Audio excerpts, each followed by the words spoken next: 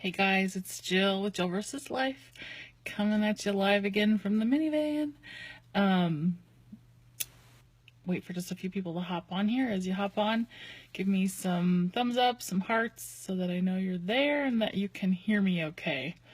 I may be also known to you as Anxiety Girl this week. I'm talking about a new topic, and that is anxiety. And of course, I'm a little anxious about it. So, anyways, I'll get started. I see there's a few people that have hopped on here. Hi guys, thanks for joining me tonight. So basically, I just wanted to talk about anxiety, kind of dispel some myths about anxiety, and basically, yeah. So tonight, I just want to introduce the topic and kind of talk a little bit about what I am going to be talking about. I just noticed my Band-Aid in there. Squirreling, distracting. We had no regular Band-Aids in the house, and I have our horrible hangnail, so I have my beautiful robot Band-Aid. Anyways, Ellie is infatuated with it and keeps squeezing it, which makes it feel a lot better. Anyways, I get distracted easy. So, we're going to talk about anxiety a little bit. First of all, anxiety affects people everywhere that you wouldn't even imagine. Next time you're at school drop-off or work or at the mall, does anybody go to the mall anymore?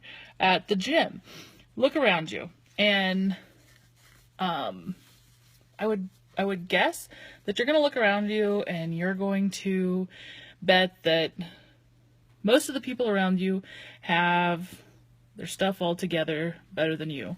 Unless I'm there in that group, then you're going to look at me and you're going to say, no, I think I got my stuff better together than she does. Just kidding. Anyways, the likelihood is, if you think that, you're wrong.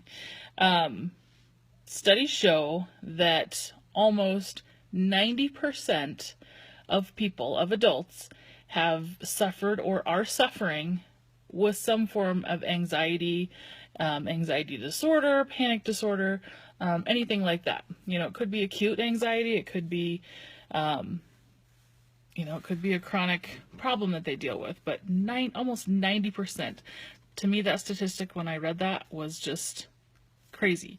So, if there's 10 of you standing at school drop-off, likelihood is that one person standing there has their shit together and doesn't deal with that. And it's not all that surprising, though, when we think about all of the expectations that are on us as adults anymore. Financially, expectations as far as parenting. I mean, there's so many things weighing on you. People are constantly watching how you're disciplining your kids and what you're doing and what you're feeding them and how you're raising them. Yet they're also watching when you're in the supermarket and your kids are acting out. You're being judged there. So, I mean, there's just all these expectations. Expectations about your health, that, you should be eating healthy, putting great things in your body, exercising all the time. I mean, it's no wonder that 90% of us feel anxious with this never ever ending to-do list. So in this series, I'm going to talk a little bit about my story and how kind of my journey with anxiety where it's taken me, kind of how I've been able to heal a little bit, and a little bit of what I've learned along the way. I'm going to share with you on one episode some books, a few different books that I have read that have been critical in my I wouldn't say recovery, because I'm not recovered, because obviously, listen to me, I'm still very anxious. But books that have helped me cope and learn to deal with anxiety, and the different kinds of anxiety that I deal with. So another episode I'm going to talk to, and Tyler is super excited about this one. We're going to talk about how anxiety affects our marriage. I mean, it affects both of us, and he has agreed to sit in with me on an episode and kind of talk through some of the things that anxiety has affected in our marriage through, we've been married for almost 12 years now. And there's been some different stages of it that have affected us. So, and then finally, I'm going to wrap things up and give you kind of my top tips on how I manage anxiety, and hopefully some of those will help someone. Anyways, I just wanted to leave you with the thought that if you're feeling anxious now or you're feeling anxious about tomorrow, don't let anxiety get a hold on you. Anxiety is a feeling just like any other feeling, and take that feeling, feel it, let yourself feel it.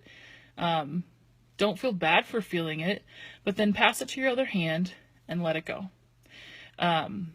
Anyways, that's one coping skill that I use that has worked well for me, and I'll be talking about a lot more in the week to come. I'm excited to bring this to you guys, and hope you all are having a fantastic night, and I will talk to you all later. Thanks.